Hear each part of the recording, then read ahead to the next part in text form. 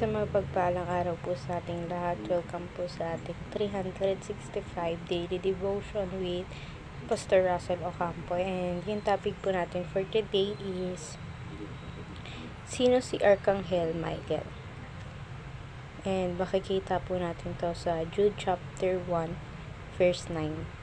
But even the Arkanghel angel Michael, when he was disputing with the devil about the body of Moses, did not himself dare to condemn him for slander, but said, "The Lord rebuked you."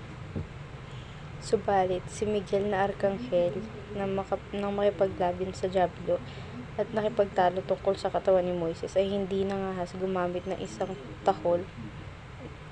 hatol na may pag-aalipusta laban sa kanya, kundi sinabi, "Suwayin ka nawa ng Panginoon." And ngayon po, i-share ko po yung natutunan ko sa naging topic po natin.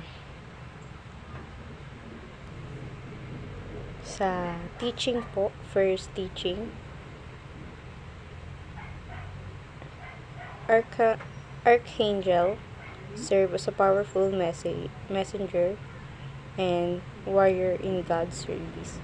So, yung mga archangels po, sila po yung may mga matataas na posisyon bilang mga anghel ng ating Panginoon. And sila po yung mismo nagiging message or nagkakaroon ng babala sa buhay natin or sa mga desisyon na ginagawa natin. Minsan sila rin yung tumutulong sa atin. And isa din sila sa mga nakikipaglaban sa masasamang espiritu or sa kahit anong masasama, dahil sila yung mga sugo ng Diyos na tagapaglaban sa ating buhay. So, sa second teaching po, archangels teach us the reality of spiritual warfare and the importance of prayer.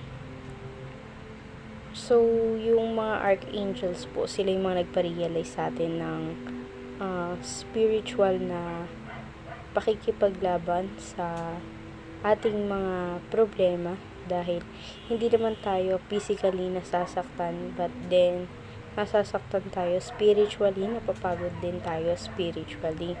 And dahil doon, napaka-importante ng pananalangin. Sila yung mga isang nagpapaalala sa atin na dapat tayo ay laging manalangin, na napaka-importante ng pananalangin sa ating buhay. So, sa third teaching po, archangels remind us of the supreme authority of Christ over all creation.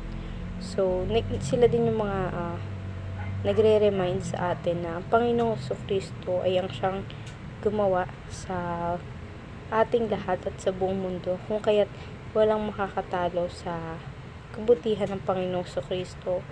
At kahit anong kasamaan pa yan, Panginoong Jesucristo siyang mananaig, ang kanyang kabutihan ay ang siyang malalaganap sa mundo. Proceed po tayo sa application. Sa first application po, be aware of reality of spiritual enemies targeting families, churches, and nation. So, yung mga kalaban natin, yung mga masasamang espiritu, hindi lang tayo yung kinakalaban nila, but then tina-target nila yung mga heads na mas mataas sa atin, gaya ng head of the family, yung mga pinuno ng ating lugar or ng ating bansa.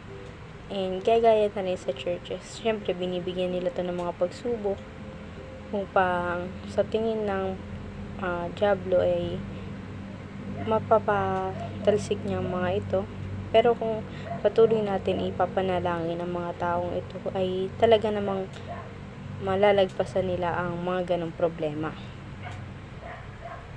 Sa second teaching naman po, pray diligently, knowing that God uses our prayer to accomplish His purpose.